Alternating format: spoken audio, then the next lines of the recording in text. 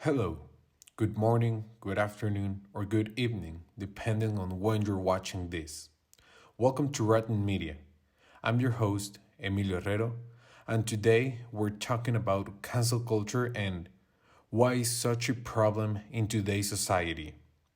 In order to complement the content of this show, I interview two people that I consider could have an interesting perspective based on their cultural backgrounds.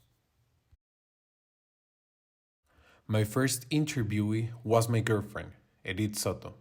She is 17 years old, was born in Michoacan, then lived in Canada for 7 years, and now she's back again in Mexico, but this time is living in Querétaro, and she's crossing her senior year in Prepa Tech. On the other hand, my second interviewee was Lilian Teuber. She was born in Munich, Bavaria, is 30 years old, has lived in Germany, the United States, Jordan, Morocco, England, France, and recently she is living in Mexico. At the moment, she is my German teacher in Prepa Tech, and this is her first year teaching the subject.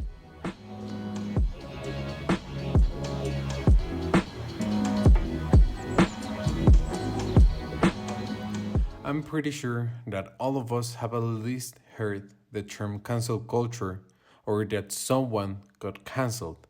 But before I start talking about the problems around cancel culture, it is necessary that all of us comprehend what exactly this phenomenon is.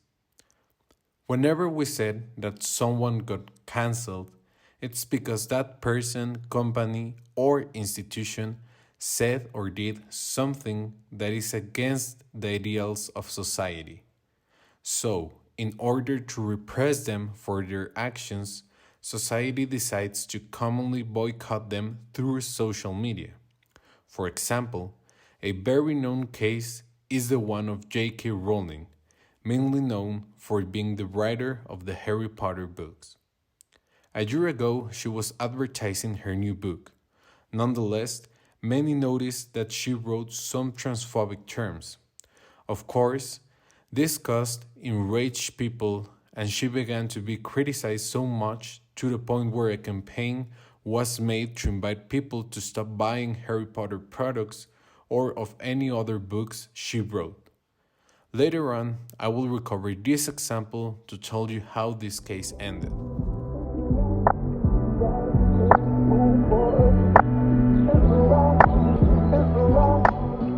Now, referring to the origins of cancel culture, I used to believe that it was something relatively new, due to the fact that this issue continuously takes place throughout social media. But after interviewing Lillian, I found very interesting what she thought about the origins of cancel culture. So, in your adolescence, did anything like this existed? Yeah, we just didn't call it cancel culture. We just called it boycotting. But I think that was very similar. We just, we didn't have social media until I was a teenager. Yeah. So before that, it was basically just like, you know, you just don't buy those products anymore.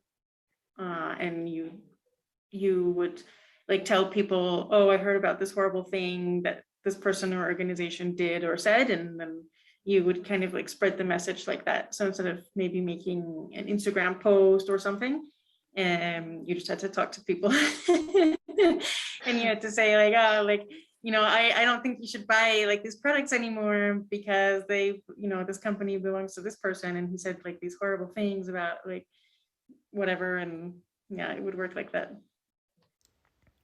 Reflecting on what Lillian said, I think it's completely true. Because from the moment we're infants, we reject things that we don't like or that don't represent us.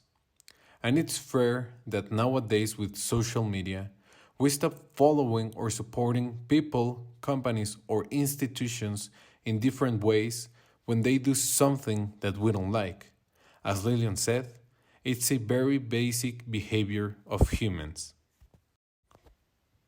The problem here comes when people go way beyond when they cancel someone. in the sense that they are too aggressive or extreme in reference to the boycotting part. For example, Lillian told me that when J.K. Rowling got cancelled, So yeah, so I think most people in my social circle started boycotting her and canceling her. A lot of people posted on social media about it. People like stopped buying like Harry Potter products. I think some people even burned their books that they had because people were so upset, and so disappointed. and I know how bad it was that she made transphobic comments. But burning the books that she wrote a lot of years before this happened seems to be very extreme for me.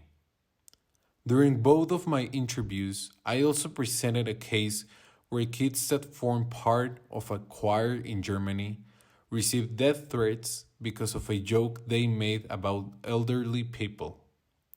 And the three of us agreed that unfortunately, social media has changed the way we interact with other people. As Lillian said, I totally agree. Sometimes when we are just behind our screen, people will say or write things that they would never be brave enough to say or in person.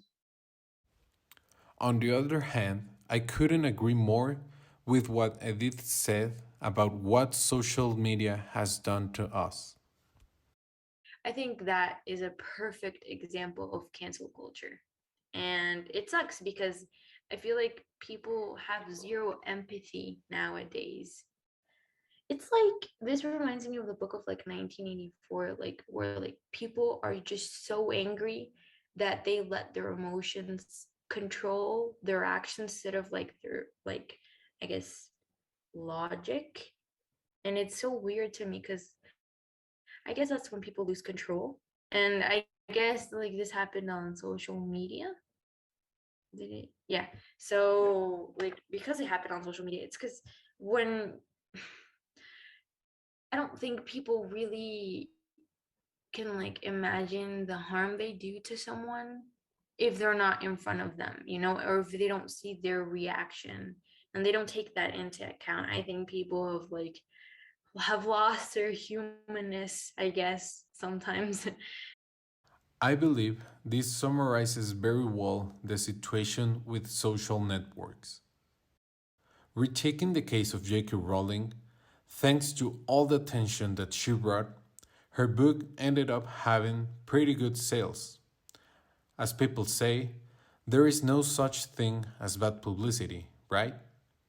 And except for the few people that really stopped consuming her products, such as her books, everyone continued as if nothing had ever happened. And this has happened a lot of times. It happened with Logan and Jake Paul, Dave Chappelle, Molotov, and many others. So, at the end of the day, cancel culture is only useful to enrage people.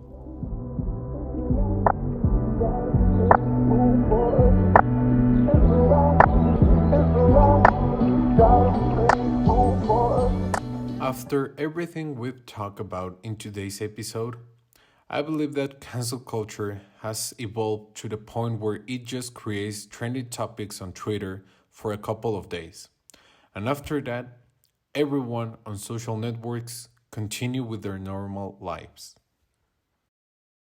I want to thank Lillian and Edith for giving me the opportunity to interview them and for really giving me interesting answers that help me complement my ideas with respect to cancel culture and also with respect to social media.